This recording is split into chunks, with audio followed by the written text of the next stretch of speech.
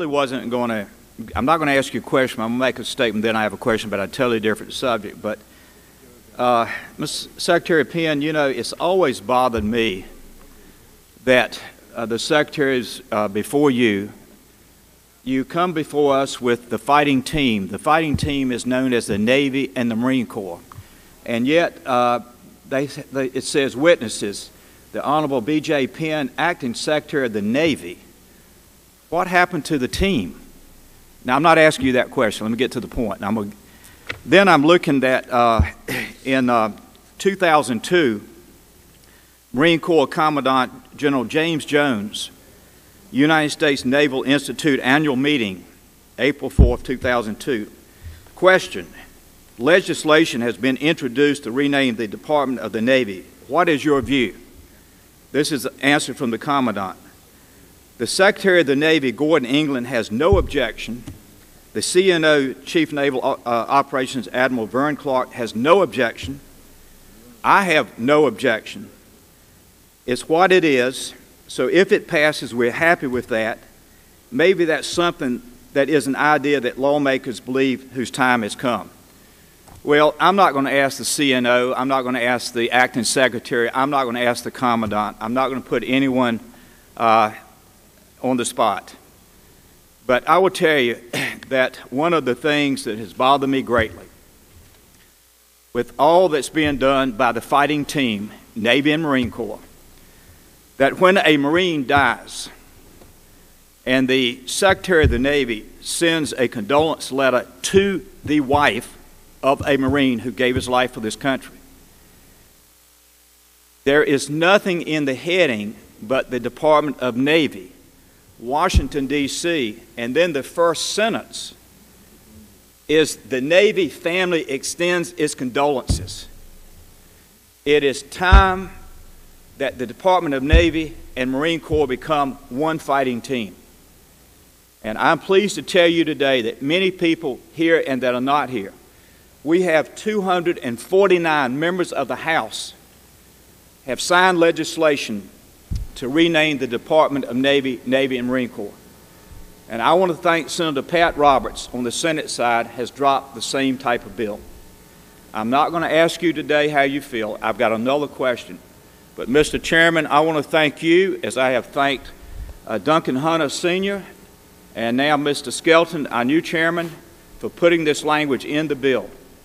And I believe sincerely that the American people want to see the stepchild become part of the family, and that would be the Department of Navy and Marine Corps.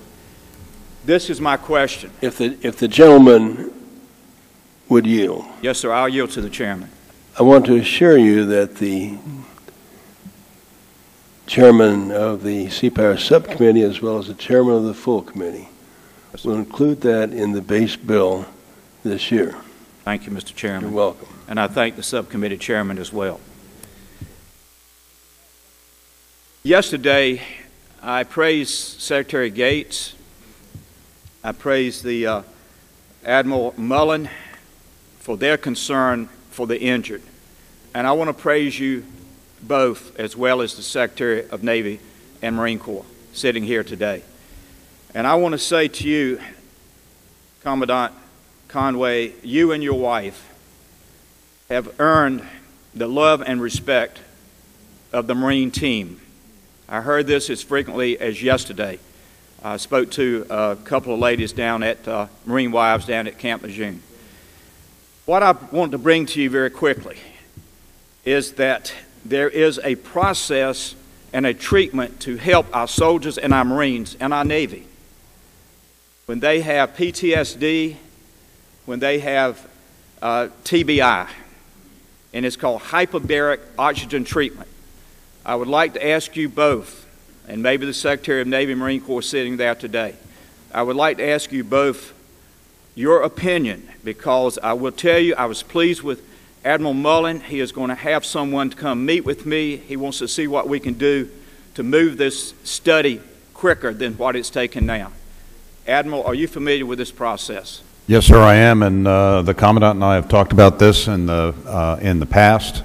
And the comment that I made to him, and even though there may be some who can question the efficacy of it, my comment, if I recall, and Jim, if you want to add to it, was if it can help, if it may help, I'm in. So that's where I am. I believe that we should, for our people, explore every avenue that we can to help them recover from what are really becoming some signature wounds of this war that we're in.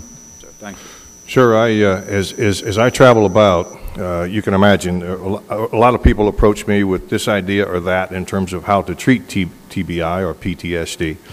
But I will tell you, I have seen none out there that I'm more encouraged by than what I would call at this point the ad hoc results of hyperbaric treatment. To the point where we have put the Assistant Commandant of the Marine Corps in charge of trying to speed the process of the protocol that Navy medicine must necessarily accomplish in order to rapidly bring this to treatment level for our Marines that we think are affected. In the meantime, there is a doctor down in New Orleans who treats people, and through some of our charitable organizations and so forth, we have sent forward those Marines suffering that we thought might be suicidal to get them into a treatment regimen, because it can't hurt. It can only help. And so even in those cases, we're encouraged by some of the things that we're seeing. So we think that we're on to something here.